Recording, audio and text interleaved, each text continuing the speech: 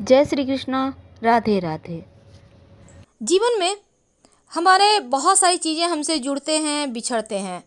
अब आज हम सजीव और निर्जीव दोनों ही तरह की चीज़ें होती हैं जिनके बारे में आपको बतलाने वाले हैं। देखिए, बहुत बार क्या होता है, आप कुर्सी टेबल भी खरीद कर लाते हैं तो अच्छे समय में लाते हैं ना, क्योंकि अच्छे समय में लाया हुआ चीज़ अच्छा ही फल देता है, क्योंकि हर एक वस्तु का पैरा होता है, चाहे वो सजीव हो या निर्जीव हो।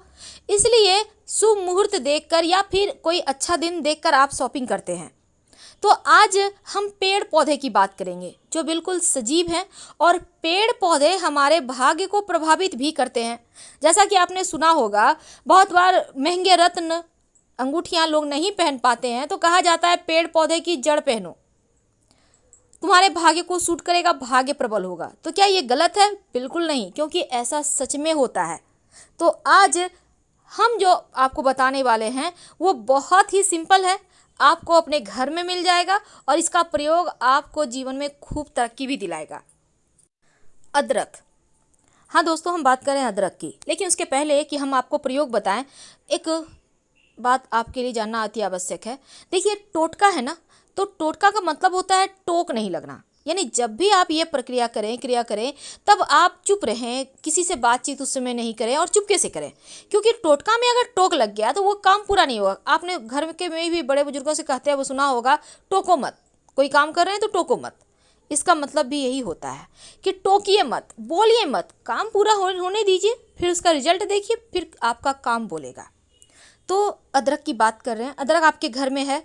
नहीं है तो मंगा लें, क्योंकि अदरक को माँ लक्ष्मी का स्वरूप माना जाता है। ऐसा मान्यता है जिस घर में अदरक होता है उस घर में धन की कमी नहीं होती। और अगर आपके घर में अदरक है और उससे पेड़ निकल आए तो बड़े ही भाग्यवान हैं आप, क्योंकि अदरक से पेड़ निकलना भी आपके जीवन में तरक्की की सूचनाएं लेकर आता है। तो एक छोटा सा प्रयोग बताएंगे। अदरक को आप, वैसे तो ये प्रयोग आप किसी भी दिन कर सकते हैं, पर शनिवार का दिन चुन लें, मंगलवार का दिन चुन लें तो ज़्यादा अच्छा है। अदरक ले लें।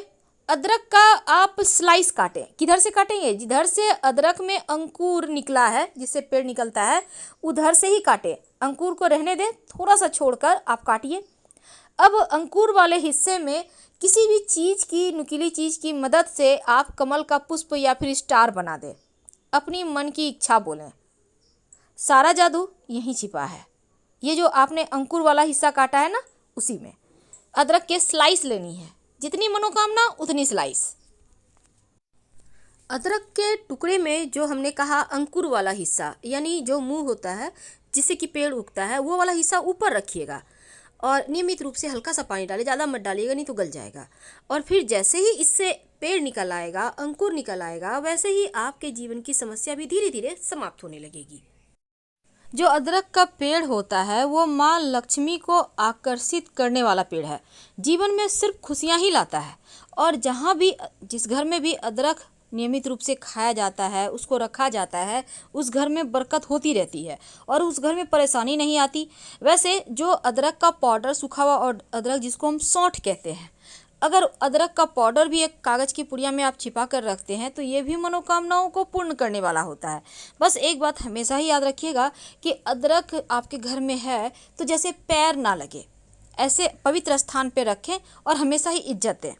ये नहीं कि इधर उधर रखा हुआ है, पैर लग रहा है, वैसा नहीं कीजिएगा, क्योंकि ये बहुत ही ज़्यादा पावरफुल टोटका है। इस प्रयोग को कीजिए।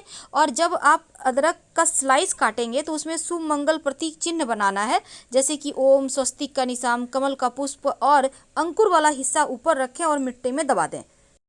तो हम आपसे विदा लेते हैं। जानकारी अच्छी लगे तब वीडियो को लाइक कीजिए, चैनल को सब्सक्राइब कीजिए, अपनों से शेयर कीजिए। हर हर महादेव। धन्यवाद।